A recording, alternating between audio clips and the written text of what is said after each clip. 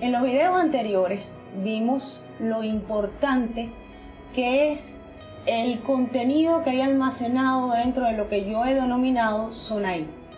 ¿De dónde proviene ese contenido? Si sabemos que no funciona vivir cancelando y transmutando todo eso que vamos diciendo a lo largo de la vida y todo eso que vamos pensando a lo largo de la vida, tiene que haber una opción para empezar a resolver el contenido que está allí almacenado en la Sonaí, que de una u otra manera ha estado saboteando la manifestación de nuestros deseos en la realidad. La opción que tenemos es descubrir primero cómo se va almacenando contenido dentro de esa Sonaí para que vayamos identificando cuáles son esos contenidos que de alguna forma están cambiando o están saboteando la coherencia entre nuestros pensamientos y convicciones inconscientes y nuestros deseos conscientes, que es lo que finalmente hace que no logremos manifestar en la realidad aquellas cosas que deseamos.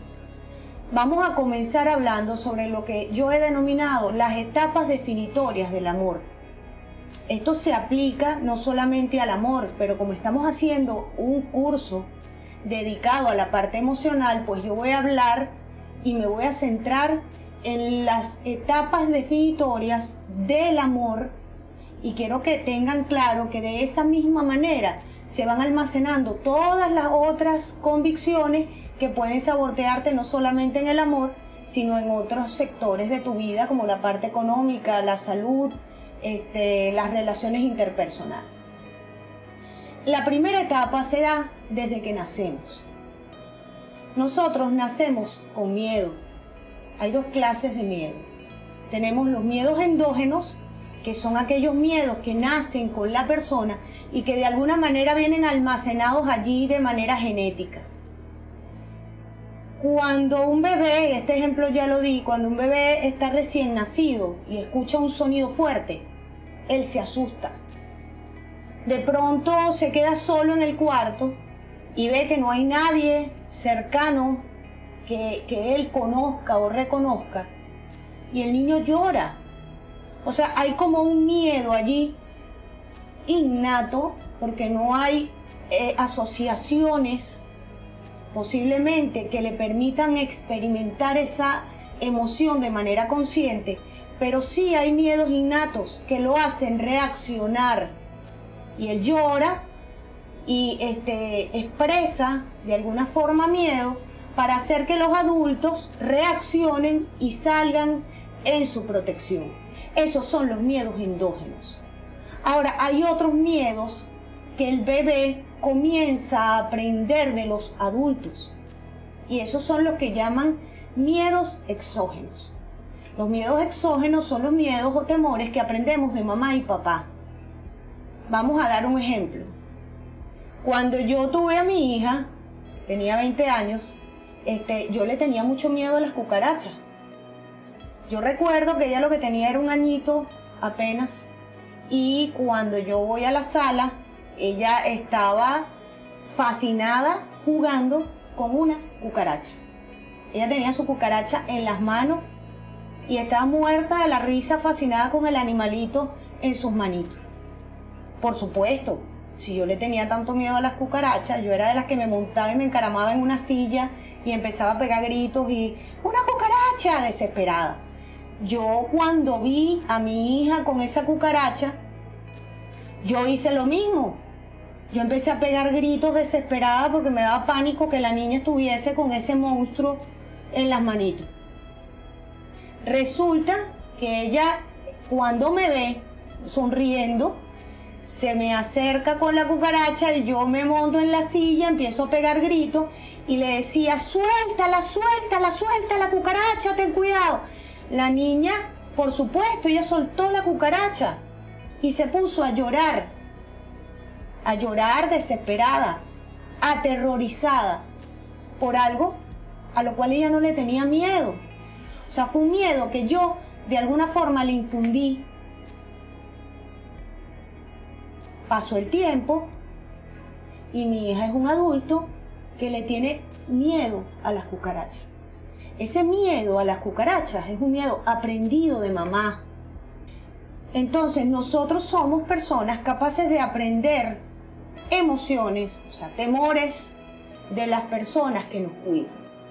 Ahora, pregunto para la reflexión. ¿Qué sucede si nosotros somos hijos de personas que de alguna manera le tienen miedo al amor? ¿Qué sucede si nuestros padres de alguna manera le tienen miedo a interrelacionarse? Tienen miedo a dar, tienen miedo a recibir, tienen miedo a manifestar el afecto, tienen miedo a ser engañados por el otro.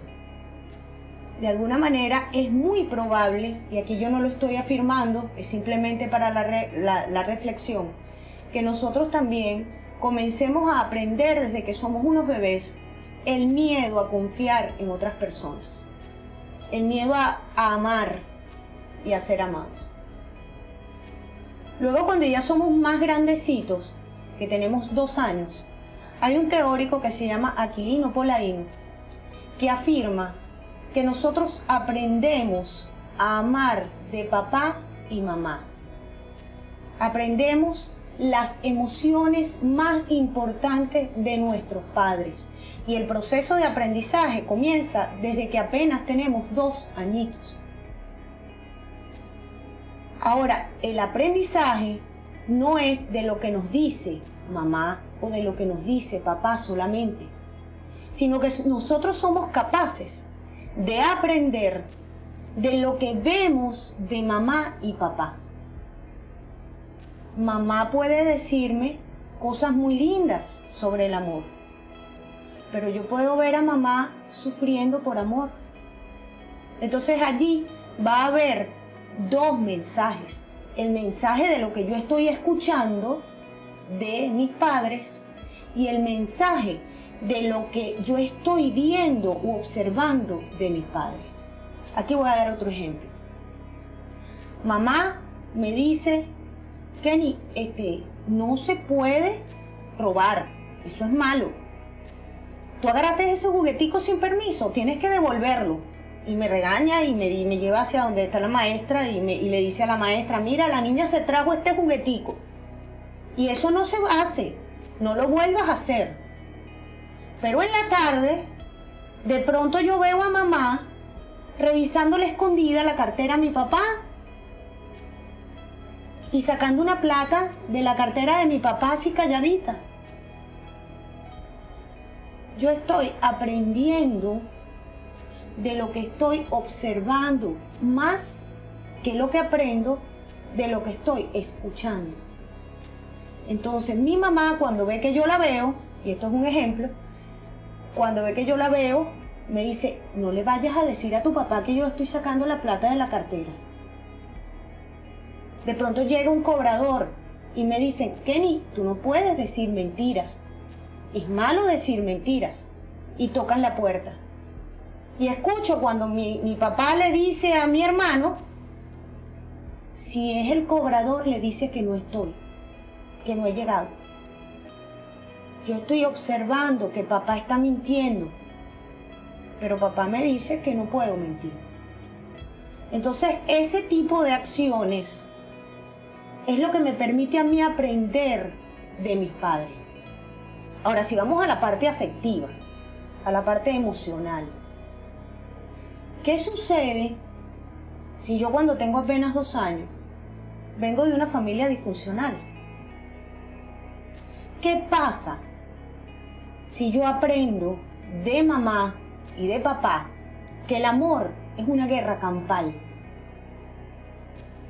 Que el amor es pelear todo el día, que el amor es competir entre ellos, es odiarse y amarse al mismo tiempo.